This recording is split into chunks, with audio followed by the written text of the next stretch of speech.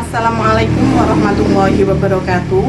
Saya Auliana Rohaini, guru PAI di SD Negeri 3 Klasen, sekaligus mahasiswa PPG dalam jabatan batch 1 tahun 2025 di LPTK Universitas Islam Negeri Salatiga.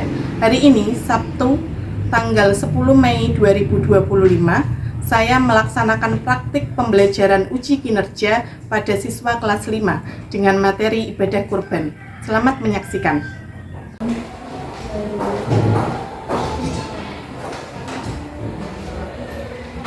Assalamualaikum warahmatullahi wabarakatuh. Waalaikumsalam warahmatullahi wabarakatuh. Selamat pagi. Pagi, luar biasa. Bagaimana kabarnya hari ini? Alhamdulillah, luar biasa. Tetap semangat. Allahu Akbar. Sebelum kita mulai pembelajaran pada pagi hari ini, alangkah baiknya kita berdoa terlebih dahulu. Dan yang memimpin doa adalah Mas Rafa. Silahkan maju Mas Rafa.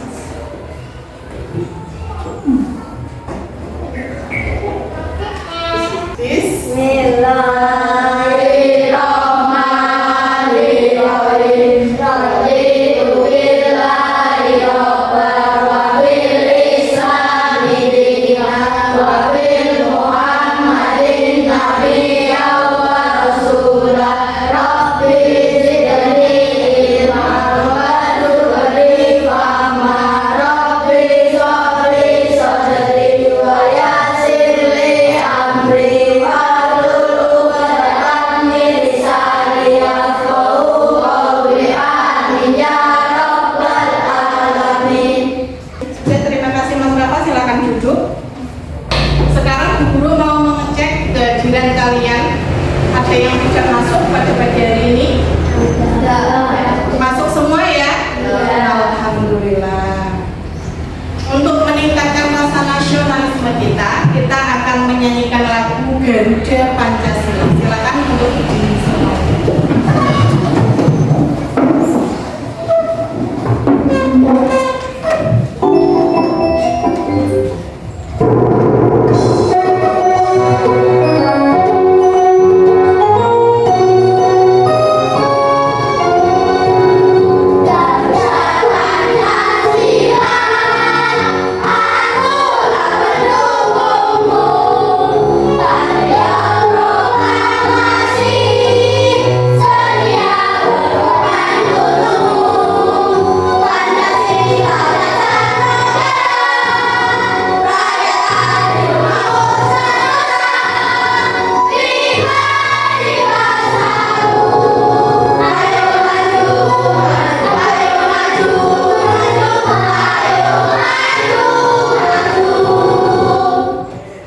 Silakan duduk kembali. Seperti kebiasaannya ya, kebiasaan pada pagi hari ini kita akan membaca surat pendek terlebih dahulu. Untuk yang pertama kita akan membaca surat Al-Kafirun. Bismillahirrahmanirrahim. Qul ya ayyuhal kafirun la a'budu ma ta'budun wa la antum 'abiduna ma a'budu wa la ana 'abidun ma abattum wa la antum 'abidun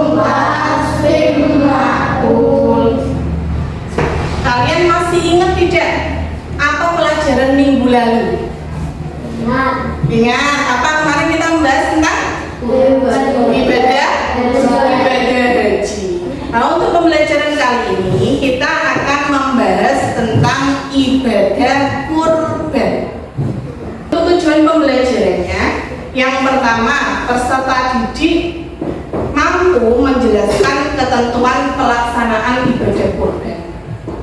Yang kedua, peserta didik mampu menemukan hikmah pelaksanaan ibadah kurban. Nah, sebelum kita memulai pembelajaran, di sini guru punya video. Kalian simak baik-baik, perhatikan baik-baik. Nanti kalau selesai video ada yang ditanyakan, silakan ditanyakan.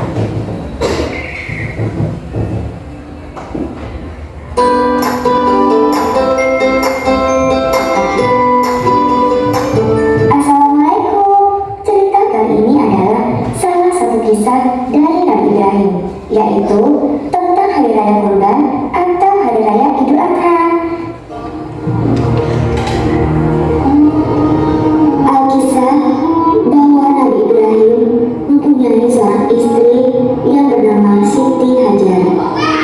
Mereka sudah lama tidak dikaruniai seorang anak dan sangat mereka dambakan. Hingga suatu hari, Nabi Ibrahim berdoa kepada Allah. Ya Tuhanku, anugerahkanlah kepadaku seorang anak yang termasuk orang-orang yang soleh. Lalu Allah pun menjawab doa dari Nabi Ibrahim. Siti Hajar pun akhirnya melahirkan seorang anak lelaki yang diberi nama Ismail.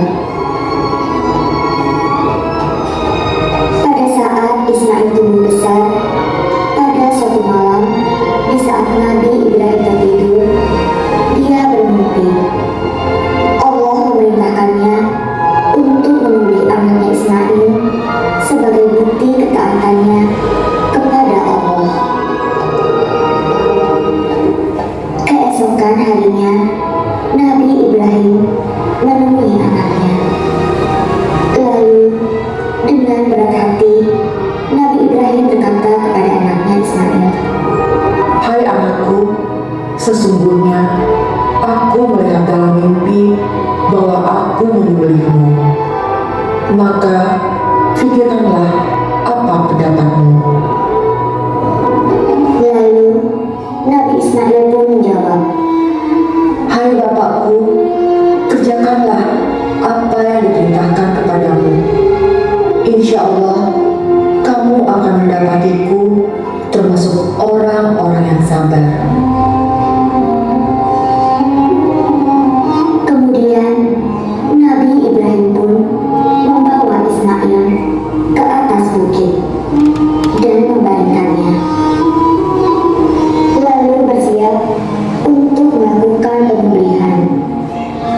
Pada saat Nabi Ibrahim mengayunkan pedangnya untuk menyembelih Ismail, keajaiban pun terjadi. Allah menandakan Ismail dengan seekor domba jantan dari surga. Hai Ibrahim, sesungguhnya kamu telah membenarkan mimpi itu. Sesungguhnya demikianlah kami memberi balasan kepada orang-orang yang berbuat baik. Sesungguhnya ini benar-benar suatu ujian yang nyata, dan kami tebus anak itu dengan seekor sembelihan yang besar.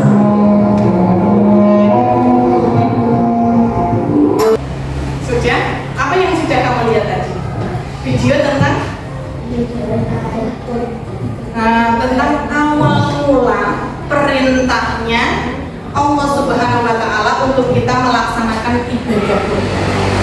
Awal mulanya dari mana? Dari kisah Nabi Ibrahim dan Nabi Ismail. Sekarang kita masuk ke materi ibadah kurban. Secara bahasa, kurban berarti menghampirinya atau mendekatinya. Secara istilah, kurban adalah suatu ibadah yang dilakukan dengan menyembelih hewan ternak dengan tujuan mendekatkan diri kepada Allah. Kapan pelaksanaannya? Ibadah kurban dilaksanakan tanggal 10 Dzulhijjah atau yang kamu sebut biasanya Hari Raya Idul Adha, atau boleh hari setelahnya. Kapan itu? Namanya Hari Tasyrik, tanggal 11, 12, dan tanggal 13 Dzulhijjah. Nah, dalilnya apa, Bu? dalilnya itu firman Allah dalam Al-Quran pada surat Al-Kautsar ayat 2. Fasholli lirabbika wanhar, maka laksanakanlah sholat karena Tuhanmu dan berkurbanlah. Sekarang hukumnya, bagaimana hukum melaksanakan kurban? Kurban hukumnya sunnah muakkadah atau sunnah muakkad. Apa itu sunnah muakkad? Sunnah muakkad artinya ibadah yang sangat dianjurkan, bahkan itu mendekati wajib. Sekarang syaratnya, di sini syarat yang dimaksud adalah syarat orang yang berkurban. Yang pertama syaratnya Islam. Jadi orang yang berkurban haruslah orang yang beragama Islam. Yang kedua balik. Balik artinya orang yang sudah memenuhi kriteria dewasa, sudah balik. Yang ketiga berakal. Berakal di sini maksudnya adalah seseorang yang sehat, baik jasmani itu badannya, dan rohani. Maksudnya apa? Dia tidak stres, tidak gila, itu rohani. Yang terakhir mampu. Dia memiliki harta yang cukup untuk berkurban, punya uang lebih untuk melaksanakan ibadah kurban. Kalau tadi syarat orang yang berkurban, sekarang syarat hewan yang dikurbankan. Yang pertama, kurban adalah hewan ternak. Hewan ternak yang apa? Seperti kambing, domba, unta, atau sapi. Yang kedua, hewan ini telah cukup umurnya sudah cukup. Kalau kambing harus berusia di atas 1 tahun. Yang kedua, kerbau atau sapi, dia berusia minimal itu paling sedikit usianya 2 tahun. Kalau unta berusia minimalnya 5 tahun, paling sedikit umurnya 5 tahun. Yang ketiga, hewan yang tidak cacat. Hewannya itu harus baik kondisinya, sehat, gemuk, tidak cacat, tidak buta, dan tidak pincang. Berarti kondisinya harus bagus, benar-benar bagus. Nah, sekarang orang yang berhak menerima hewan kurban, yang mendapatkan hewan kurban, ada 2 kategori di sini. Yang pertama, orang yang berkurban, sing nyembelih hewan kurban. Yang kedua, orang yang tidak berkurban. Satu, bagi yang berkurban, itu namanya sohibul kurban, itu orang yang kurban, itu mendapatkan maksimal paling banyak itu 1/3 dari hewan kurbannya, 1/3 paling banyak. Yang tidak berkurban itu mendapatkan 2/3 dari bagian hewan kurban. Siapa yang mendapatkan? Fakir miskin, kerabat, teman, tetangga sekitar, dibagikan kepada orang-orang tersebut. Sekarang hikmahnya. Apa hikmah dari pelaksanaan hewan kurban? Hikmahnya adalah yang pertama, meneladani Nabi Ibrahim alaihissalam dan Nabi Ismail alaihissalam. Yang kedua, sebagai bentuk kepatuhan, patuh kepada perintah Allah Subhanahu wa Ta'ala. Yang ketiga, memberikan manfaat kepada semua orang, karena tadi dibagi-bagikan dagingnya, jadi memberikan manfaat. 4, menghilangkan sifat tamak dan rakus dalam diri. Yang kelima, melatih diri untuk saling berbagi kepada sesama, karena tadi hewannya sudah dibagikan. Nah, sampai sini ada pertanyaan? Ada yang mau ditanyakan? Tidak ada? Tidak ada ya? Sekarang kita berkelompok dulu. Kita akan membuat kelompok. Kita akan bekerja sama. Bagaimana membuat kelompoknya? Kita akan berhitung. Berarti kita buat 3 kelompok. Berhitungnya 1 sampai 3. Dimulai dari bagian sini, nanti ke tengah dan ke bagian pojok. Ya, dari sini dulu Mbak Resya dulu. Berarti mulai dari nomor 1. 1 yang keras. 1, 3, 1, 2, 3. 1, 2, 3. Ridho? 1, 2, 3, 1. Silakan ke kelompoknya masing-masing sesuai angka yang sudah kalian sebutkan.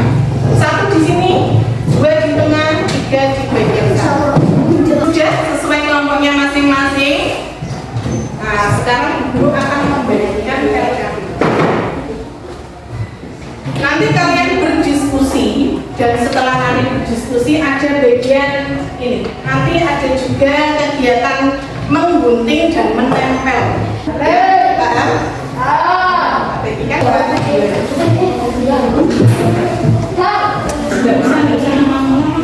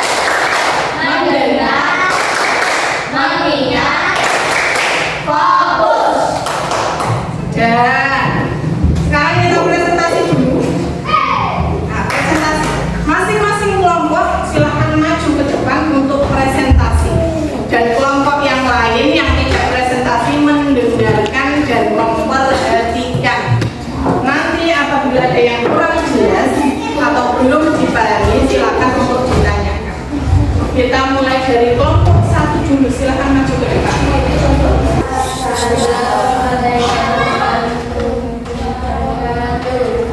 Waalaikumsalam warahmatullahi wabarakatuh. Ini dari kelompok 1 yang bernama Iko punya Nisa Novian Ridho. Pertama, silakan dibacakan pengertian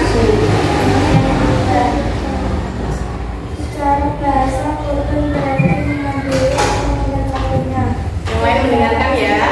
Adalah suatu yang dilakukan dengan membeli dengan tujuan mendapatkan diri dari kepada Allah. Ya, itu adalah presentasi dari kelompok 1.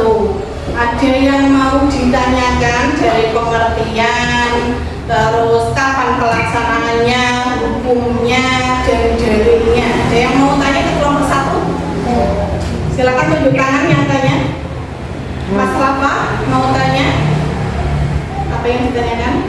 Apakah boleh dilakukan selain tanggal 10 Zulhijjah atau selain pas hari raya?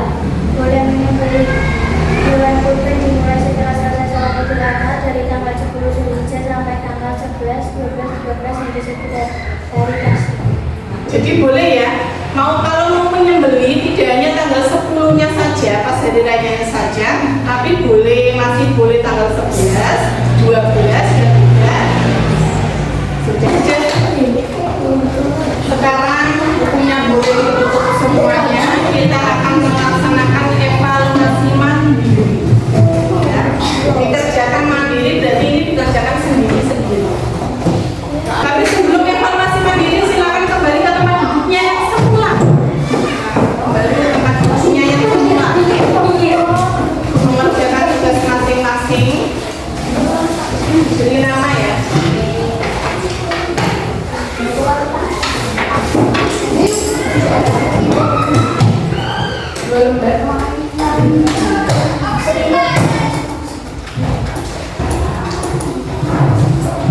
Untuk yang bagian kedua ini, berilah tanda centang.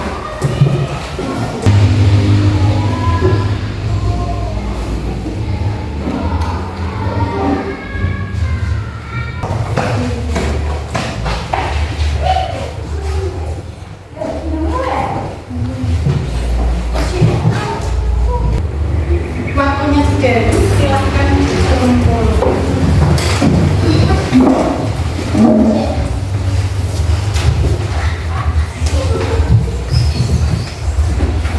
Sudah ya semuanya. Sekarang kita sudah masuk ke kesimpulan. Untuk yang pertama, kurban adalah suatu ibadah yang dilakukan dengan cara menyembelih hewan ternak dengan tujuan mendekatkan diri kepada Allah Subhanahu wa Ta'ala. Kurban juga memiliki nilai sosial dan kepedulian terhadap sesama. Kenapa? Karena dengan berbagi hewan kurban kepada orang yang membutuhkan. Pelaksanaan ibadah kurban merupakan perilaku meneladani Nabi Ibrahim alaihissalam dan Nabi Ismail alaihissalam. Dari semua yang sudah kita pelajari, adakah yang mau ditanyakan? Ada yang mau bertanya dari semuanya yang sudah kita pelajari? Ada yang mau tanya? Tunjuk tangan, Ridho, tanya. Apakah hewan kurban boleh dibagikan kepada orang kaya? Ya, pertanyaan yang sangat bagus. Tadi kan ada fakir miskin. Sekarang kalau hewan kurban yang sudah disembelih tadi, boleh tidak kalau diberikan kepada orang yang sudah kaya raya? Boleh tidak? Pertanyaan yang bagus. Jawabannya adalah boleh. Boleh diberikan kepada orang kaya, tapi ada satu syarat, tidak boleh dijual. Jadi hewan kurban sebenarnya boleh dijual, tapi hanya kepada yang orang miskin. Misalnya dia punya kebutuhan yang mendesak, jadi dia sudah terima hewan kurban, tapi boleh dijual. Tapi khusus untuk orang kaya, dia boleh menerima hewan kurban, tapi tidak boleh dijual. Itu ya Mas Rinda ya? Paham semuanya? Paham. Nah, karena materi sudah selesai, kita akhiri materi pada pagi hari ini dengan bernyanyi bersama.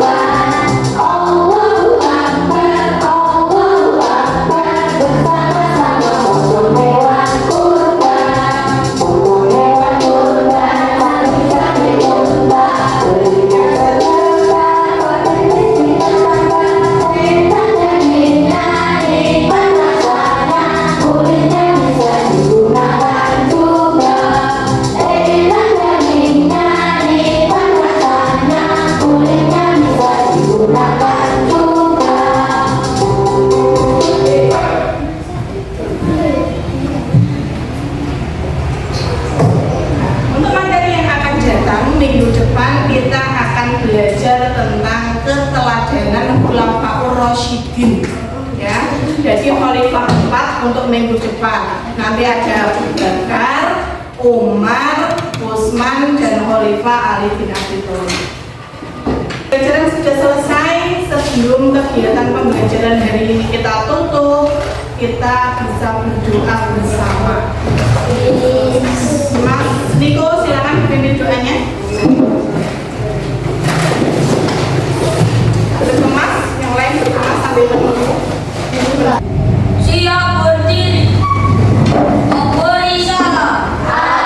Assalamualaikum warahmatullahi wabarakatuh. Waalaikumsalam warahmatullahi wabarakatuh. Tutup kembali berdoa mulai. Bismillahirrahmanirrahim.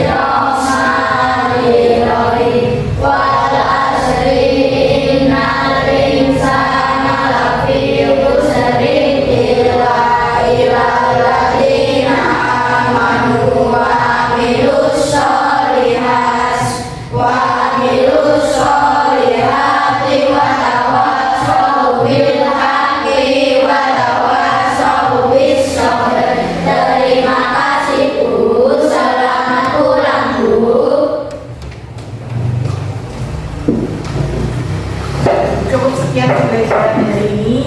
Wassalamualaikum warahmatullahi wabarakatuh.